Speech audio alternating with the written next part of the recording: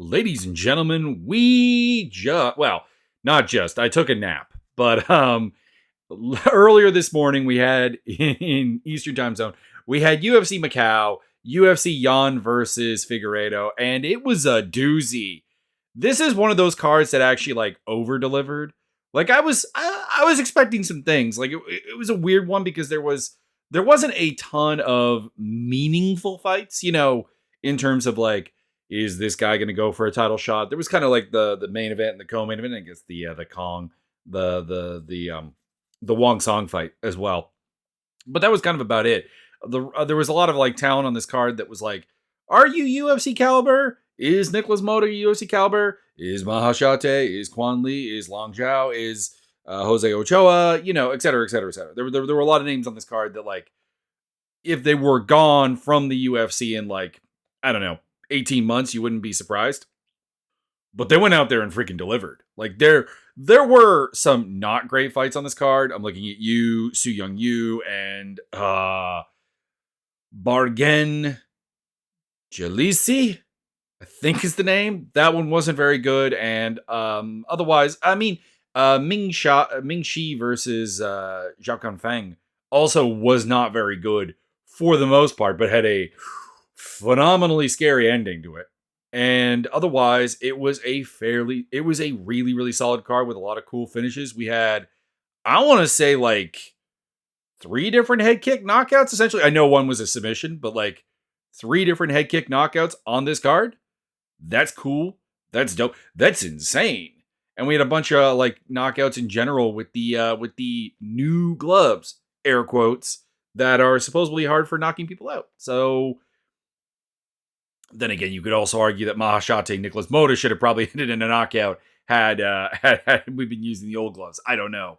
Let's get into this. Let's talk about it. Peter Yan versus Deiveson Figueiredo in the main event of the evening, or in this case, the morning / evening / not American friendly time zones. Not much to say about this fight. I scored all 5 rounds for Peter Yan. I know a lot of people are talking about giving the 4th round to Figueiredo because he scored a knockdown in that round. Problem is that I don't think it was a proper knockdown. Like, ironic, like the UFC stats agrees with me, which doesn't actually make me feel all that good because UFC stats is not trustworthy. But it does have to be said that, like, in the beginning of the round, Yan knocked down Figueiredo in much the same way that Figueiredo knocked him down later, in the sense that it was someone hitting the canvas, yes, and that's, technically a knockdown, but it wasn't a knockdown and like, I thought that they were like significantly hurt, almost out, gonna be finished, etc. It was, you got knocked down in a relatively off-balance moment. Like that's what it was. And the other 4 rounds, there's not really much of a question here. Yan outlanded Figueiredo heavily in pretty much every round: 42-1, 32-10, 28-13, 50-14, 38-15. You see what it is. Figueiredo just wasn't active enough. Figueiredo had his moments. He had good connections with obvious power and so on. But he was predominantly trying to play the wrestler game, trying to do the Merab thing, honestly. And he went 2 for 8 on takedowns and was kind of just low output otherwise. He only had 1 round where he had more than a minute of top control. So, honestly, the prediction kind of went as according to plan. Yan was going to get his reads on Figueiredo because Figueiredo doesn't offer a lot of different reads. And he was going to kind of just take him apart. And that was kind of what it was. Like, there was always this impending idea that Figueiredo could do something cool and that he could land something hard. And, the 4th round is a great example of that. But that he had no consistent answers for what Yan was doing. Yan was able to land at a relatively high pace against him, and obviously with the size differential, Yan being a proper 135er, Figueiredo being a 125er coming up, who was still plenty big, but like isn't as big as he's used to being, that the attempts to replicate Aljamain Sterling or Merab Dvalishvili just were not going to work, and just did not work. So Yan afterwards called for a title shot.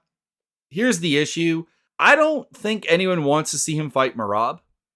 And that's kind of the problem, is that like Merab's got the belt. Merab is either fighting Sean O'Malley or Umar Nurmagomedov, depending on who you listen to. and depending on which interview of Dana White's you have watched.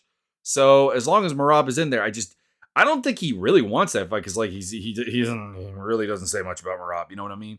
Like he's talking about rematching O'Malley a lot, but like the rematch with Merab doesn't seem to have the same appeal to him, and I can understand why. I don't think he actually has any answers for that, and I'm not really sure how you develop it because I don't think he has anyone to replicate Merab in the training room to get him to that point. Like he's been undefeated since then, but Yadong Song and David Figueiredo are just not Merab in any way, shape, or form. In some ways, they are better than Merab, but they are not Merab. Anyways, so I could see giving him a title shot against the winner of whatever the next title fight happens to be. I could also see him fighting Umar or O'Malley while the other one gets a title shot. Figueiredo I have against Jose Aldo because I think that makes a ton of legacy sense. Though I am afraid that after watching Merab and Mario Bautista have like so much success, just like constantly trying to put a takedown on, and the fact that Figueiredo has become much more of a wrestler at 135 to honestly, I think everyone's surprise, that could also end up being somehow dull. But I don't know. We're at a point where the fight makes sense for both guys. They are both legends. They are both former UFC champions. They are both guys who at one point were number one at the weight class in the world. They were both on like very, very high on the pound for pound rankings. I know Figueiredo never got to number one. I don't even know if Aldo ever did, but it would be on paper, like name value wise, a phenomenal fight. So I don't see why you don't do it. Even though there are a couple of like little niggling doubts that I'm worried about. On to the co-main event. Not much to talk about here, honestly. Tabitha Ricci just looked outmatched by Zhang Yan. Like, just at no point did I really think that like Ricci was in this fight. I think that her emphasis on a more boxing approach for this one, in the sense of like a pocket striking one, not like don't throw boxing shots or whatever, don't throw punches. Obviously, you have to do that, but the fact that she went 0 for 13 striking in the first round. Now, granted, I think she landed a low kick or two in there. I don't know. I don't know why it says 0 because I'm pretty sure watching that, and I watched it back a second time just to make sure. I'm pretty sure I saw a strike land, but still, one of the most shutout rounds you're ever going to see in an elite fight that doesn't involve a finish and doesn't involve takedowns. Like in a round that was 5 minutes of stand-up action, the most shutout you're ever going to see, and it got better. But at the same time, Ricci ended up, per UFC stats, landing double-digit strikes in just one round and only 17 strikes overall, and landing 14% of her attempted strikes. She was just very, very outmatched in a way that I predicted, in the sense that I was like, Ricci's too small, her stand-up game is too incomplete, in a word, uncomfortable, not fully developed, not brought to the point where like I think she can actually outstrike anyone with a solid striking game of their own. She can outstrike other grapplers, but that's about it. But I didn't have it by this much. Number one, I thought Jan would probably get silly at some point and try and wrestle, which she did not do. She actually stuck to the game-winning formula, which is I'm longer, I'm rangier, I'm a better striker, I'm going to put a jab in your face, and I'm going to basically just light you up and, pick you apart well avoiding what you want to do. And in that way, it was a bit of a dull fight, but at the same time, it's like, you got to appreciate the mastery of the craft. You got to appreciate that kind of like, just, there are levels to this game, kid, performance. So there is that. Jan called for a rematch against Weili Zhang. I have no interest. I do not have interest.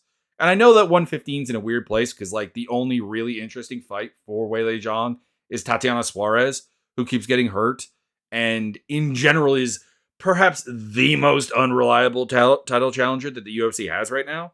So we're probably going to get Weili Zhang versus Virna Jandiroba instead. But you could do Jan versus Jandiroba. You could do Jan versus Suarez. You could do Jan against Amanda Lemos. All on the table.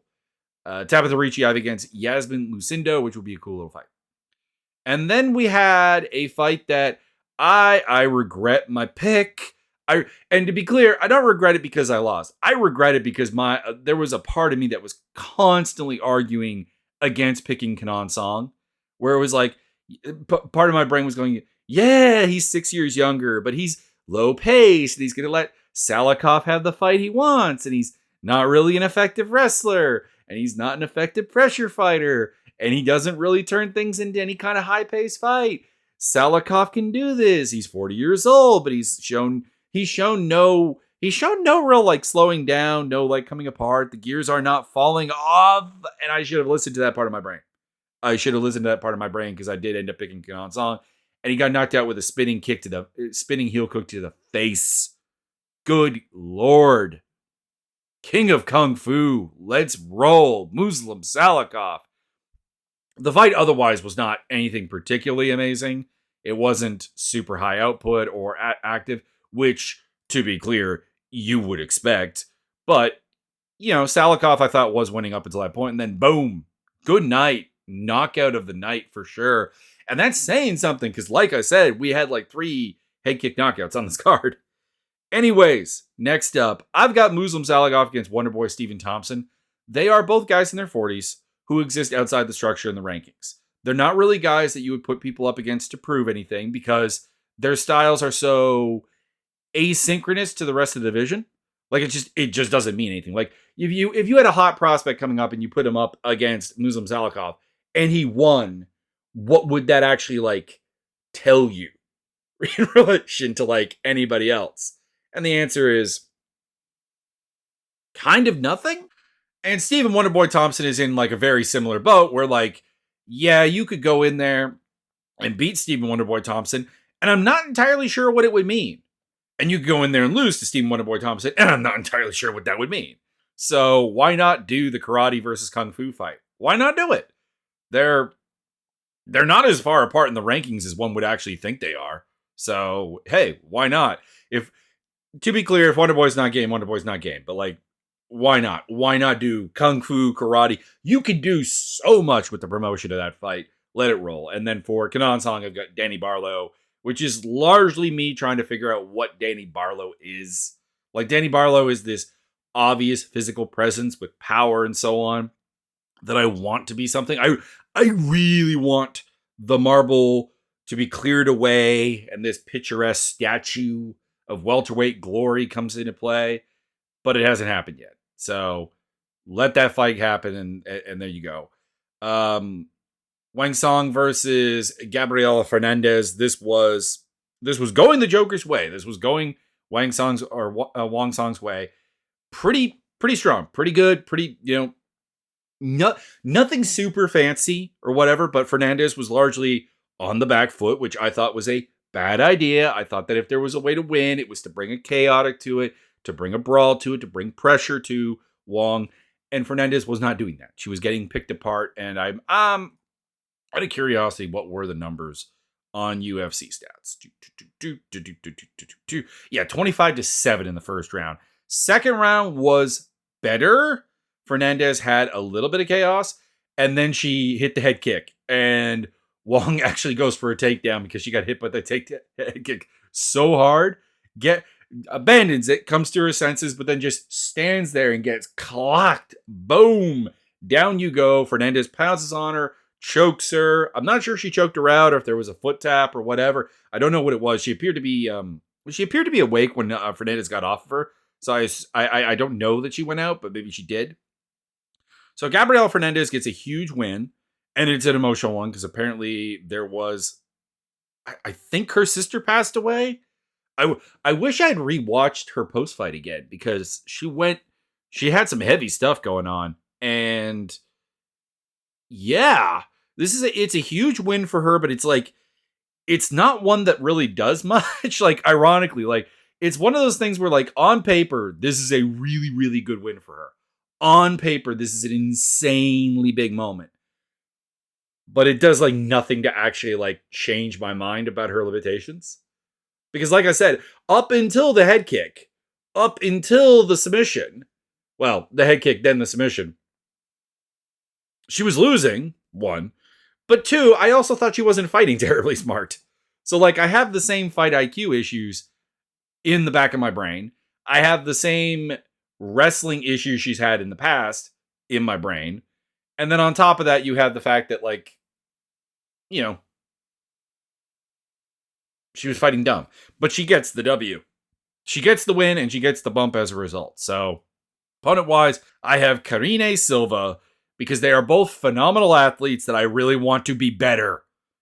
I really want to see them get better and putting them up against each other, giving them a spotlight, hopefully with a bump in pay. And like, I don't know. The problem is they're both in their 30s and they're probably not going to get any better. But like, I don't know. I can dream. I can dream, can't I? And Wong Song I've got against the winner of Ernesta Caracate and Nicole Cagliari. I think that's going to be Ernesta spoiler, but hey, there you go. It's a fight where the winner will probably have to stand with her, and that's really all we want to see. Like we don't want to see her get like run into wrestlers. Volkan Oezdemir versus Carlos Ulberg was pretty fun. I had Ulberg losing the first round to Oezdemir and winning the second and third, but I thought the third was also very, very close. So like there was a potential Oezdemir card in here, in my opinion. I thought he lost the second round pretty clearly. Not that it shows up on the stats here because he was outlanded 29 to 28, but like he was hit harder on the counter by Ulberg and had less big moments, less big blitzes that he did in the first and the third round. But Ulberg showed off good footwork. Well, I don't want to say good footwork because honestly, I don't consider having like one size fit all escapes to be actually good footwork. But in MMA, where the pressuring footwork is what it is, and particularly at 205, it is what it is. It does work. It was effective escaping footwork. There you go. And Ulberg looked pretty comfortable on the rear foot.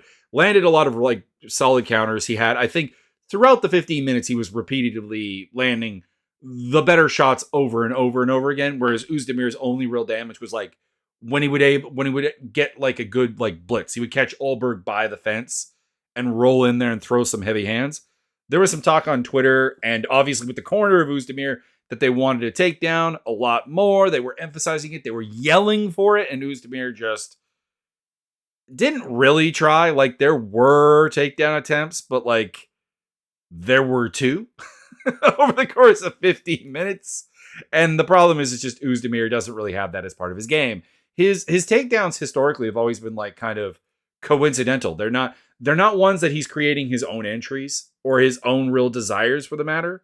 It's just kind of they happen chaotically.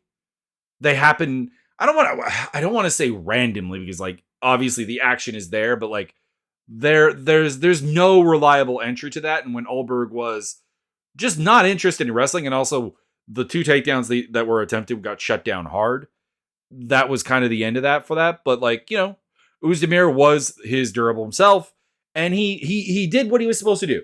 He was supposed to go out there and be someone who would fight at a reasonable pace with reasonable danger and make Ulberg work for 15 minutes, and he did that. So Ulberg got the win, called out Khalil Roundtree. I want to give Roundtree something more for that fight with Poatan. I really do.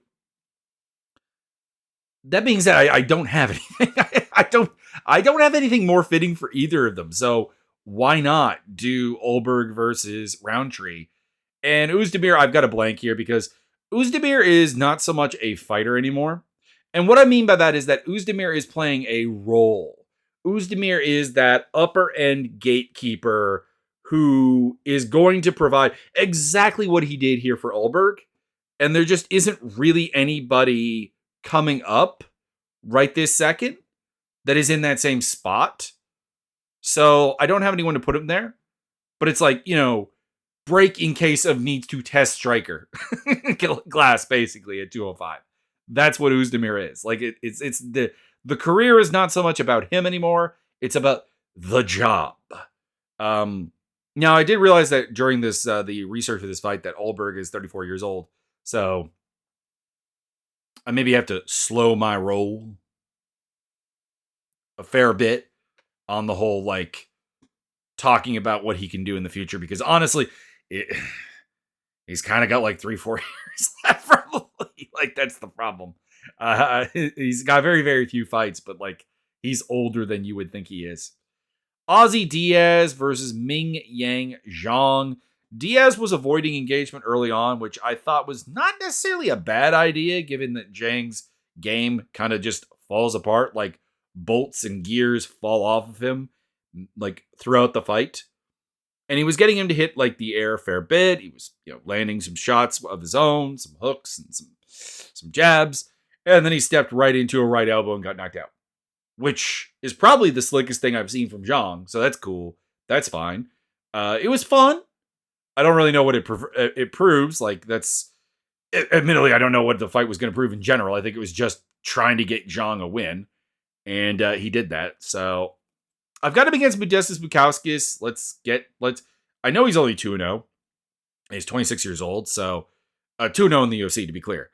And he's only 26 years old, so like there's time to work with him. There's time to hope he gets better, but like I think it's time for the Modestas Bukauskas test. That spot below Volkan Oezdemir, basically. And for Diaz, I've got Ivan Erslan because Erslan's a fun fighter. Diaz is a fun fighter, but I don't really believe either of them are like actually. I don't believe either of them have the physical tools actually to compete at this level. So I wish them the best and let them fight each other, and it'll probably be pretty fun. Then we get into the road to the UFC finals: Su Young Yu versus Balgin Jalisi. This was not a good fight. I have very few notes, even really. Essentially, this boils down to Jalisi having the Jalesi. I'm sorry. I am. This name is doing all kinds of like terrible things for me right now. But essentially, he's aggressive, but he's not nearly as slick as he thinks he is. And Young Yu was able to land a lot of counters, and then there was like wrestling and some scrambling and stuff that Young Yu was generally able to win. And that's kind of really it. This was like the dud of the night.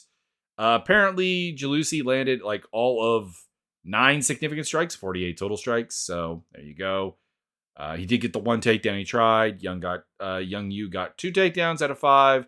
Got some top control both times, or not both times. In the third round, he just kind of stalled out the last couple of seconds of the round, but that was about it. I don't know. There's not a lot of potential here, I don't think, honestly. And this has been the problem with the road to the UFC stuff. Like, this is my one problem, is that I'm assuming the UFC is so cheap about, like, paying this road to the UFC thing, about, like, offering financial compensation, that at the end of the day, they're just not getting any serious prospects. Because that's kind of been the thing. It's not none. Rinya Nakamura, for example, came through road to the UFC, and I think he is actually quite good. But the thing is that as much as these are developing countries, MMA speaking wise, they're not that bad. I mean, it's like China's got title contenders, Japan's got serious fighters, Korea's had a couple of like really serious prospects, and they're just not coming through road to the UFC. They're just not there. So the UFC, if they're going to do this, my only recommendation, my only critique, I like the idea, is you're going to have to actually make it so that the best talent in those regions actually wants to do it. That's the problem. Because you should not be having a bantamweight fight final for road to the UFC between two guys like this. That's just not. It's not great. For Young Yu, I've got Lao Zhang, who fought on this card because road to the UFC guys generally fight road to the UFC guys, and that's kind of the caliber it is. And Jalesi, if he's still around, Dana White Contender Series. Kiro Sahota, the super tall flyweight, got knocked out by Dong Hoon Choi. I don't think that this is very predictive. It was a big right hook. It was ugly but super effective. And I think it had more to do with the fact that Sahota, and I said this coming in, like I picked Sahota, but like I picked Sahota with the idea that like he is incredibly flawed and that his defense is entirely based around being a 5'10" flyweight. And that is what failed him. He doesn't have a great chin. He's not super durable. He's not defensively responsible, and there's like no potency to his offense. So yeah, it doesn't work. I don't care what he does next. Choi, I've got against Dana White Contender Series guys because again, I wasn't impressed by him coming in, and I'm still not impressed. Like he exceeded expectations, I suppose, but like I'm still not really there. And then we had the final one, uh, Jung Kung Fong versus Ming Shi. Fong was up 2 rounds to nothing. She's a long kickboxer with very good range, had a 6-inch reach edge and a 5-inch height edge in this fight, and was just doing the damn thing. Actually, she doesn't have actually all that long of reach, honestly, for her height, because she's 5'7" with a 6'6" reach. It's actually not that impressive, but 5'7" at strawweight is, well, it's huge. I wonder, is there someone taller at strawweight? I have a little size guide here for my simulator, so hang on a sec. Women's strawweight tallest fighter, please. Yeah, the tallest fighter I've got on my list here is 5'7". It's Ashley Yoder and Diana Belbita. So yeah, she is going to be pretty much taller than anyone she fights. So despite the fact that she doesn't necessarily have the reach of somebody, she doesn't have a particularly tall reach for somebody at 5'7". She's not going to be fighting 5'7" girls, so she is going to have that reach. So, anyways, in the third round, she got knocked out with a head kick by Ming Shi. She was carried out on a stretcher. Ming Shi is an interesting character. I mean, the whole like, I'm a doctor and my parents think I'm at a traditional martial arts thing. They don't know I'm competing in MMA. There's a certain appeal. There's a certain it tickles a certain part of my brain, but like she is an atom weight. She's 5'2", 60-inch reach. She's small. She's an atom weight. There's going to be problems. Her style is also like I said this in the breakdown, and this was why I picked Fong. Is that her style is very much related to her Taekwondo background and her desire to strike from the outside without the actual frame to do it. It's just that she's a good counter grappler, and that's probably the best part of her game. But clearly she also has power because she got a head kick knockout here. And it was pretty cool. It was pretty fun. But yeah, I don't know. I don't know what she can really do. So I've got her against Melissa Martinez. I've got Fang against nobody because while we were getting generally positive notes from the commentary about her being fine, essentially, I'm assuming that there should be a period of facing that kind of knockout, and like that the face of the division will be like a little bit different. So I'm not gonna matchmake her. She'll probably be back then. Carlos Hernandez versus, I'm gonna try it here, Nam Jargel Toom Dembarel. I'm pretty confident on that last name, but not the first name. This one, as I expected, honestly. Toom Dembarel had big moments in each round. He's clearly the far more athletic fighter. He has all the physical gifts that you want in a men's flyweight, prospect, but he is a mess. There is nothing he does that is clean technical. He is the Mongolian flyweight answer to Trevor Peek. He is. By the way, speaking of Trevor Peek, Carlos Olberg and Volkan Oezdemir both did standing hammer fists. So I guess it's not just a Trevor Peek thing anymore, but I do believe everyone owes him a royalty payment whenever they do that. So there is that. To Dembarel, like I said, I mean, there's promise to him and everything, and there were big rounds, but like Hernandez was able to take him down, was able to control him a lot, was able to generally outland him. Actually looked, like the much cleaner striker when he's historically not really that. He had 4 minutes and 45 seconds of top control, 4 takedowns, outlanded him roughly 2-1. So yeah, I can't. I don't know. This one went to a split decision, and I'm gonna give a unpopular thing here. It's not that the split decision is unwarranted, because absolutely there's not like a round here that Hernandez can go, I won that round. There's no way you can't give me that round. It doesn't happen. Really never happens in Hernandez fights in general, because he is that kind of unimposing athletic figure at flyweight. But I do think that a like clean loss would have probably done better for Toom Dembarel to like learn and like try to refine because I don't think he's trying. Like the way commentary described him on Road to the UFC and what little of like, him talking about himself that I can gather. I don't know. This guy needed a wake-up call probably worse than this. Hernandez is a gatekeeper. He's in that role. So Clayton Carpenter is kind of next up. To Dembarel, I have against Dennis Bondar. If he's still on contract, but he's lost 3 in a row, so I assume he's probably gone. I'll take Mitch Raposo as a substitute. Lonnie, who I will probably forever refer to as Loner Kavanaugh, not gonna lie, against Jose Ochoa. I know it's Loney. I know it is in the back of my head, but like there's another part of mine that is just like, you spell it Loner. Just deal with it. It was a good win out here for Kavanaugh, a predominantly striking one. Obviously, he was working some good low kicks. He compromised the front leg of Ochoa pretty early in the fight and was able to work from that. He was the generally cleaner striker, the flasher striker, the heavier hitting striker, etc. Ochoa was unable to really, utilize any kind of wrestling, even though his corner was calling for it. But at the same time, my reservations about him are like right there. That there are moments of his defense where he's thinking he's real slick. You know what I mean? And there's nothing wrong with being a slick fighter. Like being slick is a part of defense and everything. But a lot of the time when when this happens in the UFC and in MMA in general, we get somebody who's like just overestimating how slick they are. And I think Kavanaugh is that guy. There were a number of moments where he would like kind of be like, yeah, that was cool, wasn't it? And then get hit.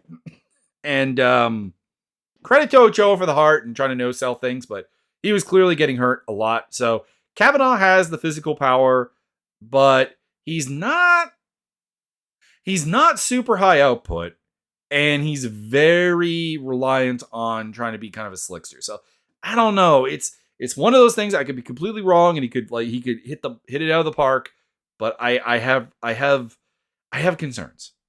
And for his next opponent, I've got Hung Sung Park. And for Ochoa, I've got Dana White Contender Series guys, because I think he was booked on Contender Series before this. Was he not?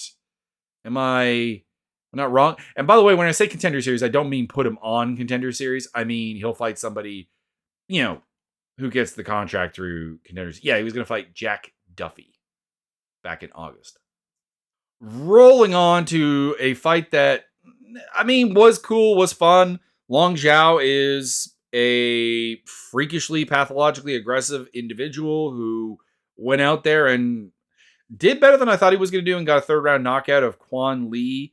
But like at the same time, like the rawness of his defense, the easiness to hit him, the really easy takedown he gave up in the 2nd round to Quan Lee that Lee probably should have actually like tried to do more of and his corner was calling for more of, is like all concerns about him like long term. But this was a fun fight. It was action filled, and eventually we did in fact get a knockout for Zhao Long against Quan Bang Lee. So welcome to the winner's column. You got the job done, and I'm kind of dismissing him. I'm kind of being rude to him. I get that, but at the same time, I respect it. I respect that he is trying to make the most of what he has. I just don't think he really has it for the men's bantamweight division in the UFC. So anyways, I've got him against Su Young Yu, who won the 135 tournament, and I've got Lee against Contender Series graduates, because he is not very good, and it's more of a mental problem here that like I don't think can be fixed.